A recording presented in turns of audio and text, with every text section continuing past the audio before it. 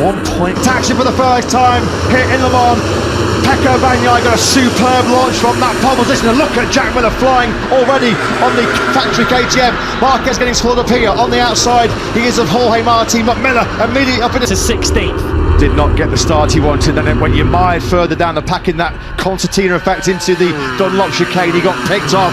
He might get picked off here by Rins as well as they attack on the brakes for the first time into the Shimano VRFSs. We have to drop a long Portimao. They're in our leading group. It's a leading group of 6 at the moment, with Marini and Binder just at the tail of this group. Big winner on the first lap was Binder. And that's Miller. That's Miller who's gone. I was just about to say Brad Binder was one of the big winners on the first lap, but it's his teammate Jack Miller who tips it into the museum corner, which is a very, very easy corner to make that kind of mistake on. Miller slides out of 3rd place. His teammate now has dragged Marquez right onto the rear tyre of the Spaniard rider in 2nd place. That's Martin. Don't discount Marini as well. There's a clear break here. Those top 5 guys have pulled a second, well, 2.5 seconds clear they are now, of Alex Marquez, who's leading the train in the second. Straight through on Marquez. Marquez is going to brave it out around the outside though. Yeah, those two toughed it out. Here comes Martin. This time round, and he was close enough. He'll just slam the door shut. Right to drop that Prima Comet Ducati right in front of Pecco Bagnaia. Can Bagnaia return? Shot into garage there. This is what we wanted to see in the sprint action this year. No worries about tyre conservation, no worries about fuel management, just the best in the world going hammer and tongs at it. Marquez is just too sharp, too razor sharp on the front end of that Honda. Marquez runs wide, dropping down through La Chapelle. Binder then comes out of the right side of all that melee into the Dunlop chicane. He is now in 2nd place. This is playing right into the hands of Martin at the front of this sprint, isn't it? Because he's out of bother, he's out of trouble. He can just run his line, place to 2nd in the standings, but that could change because Marc Marquez so close. How close is that between Marquez and Bagnaia? The top 2 men on the grid as they come through, record them on to tick off lap 5. It was a crucial break, wasn't it, made by Martin? Distance yet.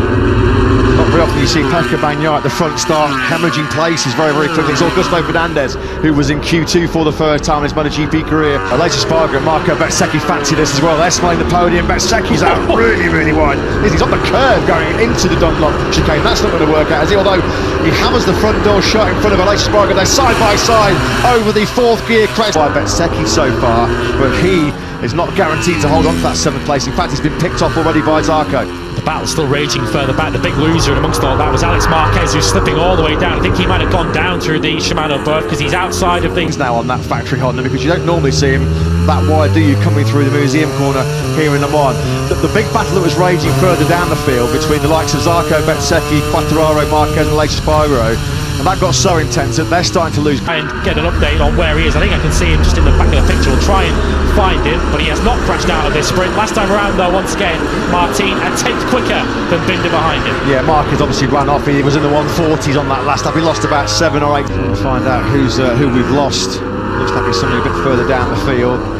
Clean on the front runners. There's Binder sweeping through your picture in 2nd place. Yeah, it's Jonas Folger. Unfortunately, it's not been a happy home sprint for Tech 3 then. They've lost Augusto Fernandez. That's exactly 2 seconds clear of Binder through the 2nd split on this lap 10 of 13. We're riding on board with the home favourite. Oh, he's going down! Oh, cue! Quartararo down. Oh, well, it's been another Quartararo catastrophe, hasn't it, from the man who started this sprint on the front row in 3rd. Marquez fading in these closing stages of the sprint. He did a 1:32.4 last time around. Bagnaia, who did his personal best, was 8/10 of a second quicker. Marquez was slower than every rider behind him, all the way back to Alex Bagnaia. Then it's Marini and Marquez. They are starting to fall into the clutches of Zarco in 6th. You can see that group behind them starting to close together. That could soon be a 4-way battle. The 4th, 5th, 6th and 7th with Marco Bezzecchi. Is some of the best we see in the field, but it's just coming too little too late once again for the 32-year-old. I'd love to hear from Bagnaia at the end of this, because he's now coming back at Binder again. And you're behind him as they go into the Dunlop chicane for the final time. Last lap here then in this Tissot sprint, which is going the way of Jorge Martin as it stands right now, on course for his first sprint success of 2023. Zarco's gone wide. Zarco, what a real rock solid job here late on here in Le Mans. This is the battle of 4th place. Out of your picture though, Jorge Martin has been in cruise control. He bided his Maverick Vinales. Yeah, another poor sprint for the Aprilias, you have to say. Of course, they were battling each other early on in that sprint. 8th and 9th for them. Taka Nakagami, he came across line in 10th ahead of his teammate Alex Rins. Babaji Gianantonio, he got 12th. This was the move. Look at that. Well, we say when push comes to shove, and that was some pushing and some shoving, wasn't it, into the Dunlop chicane.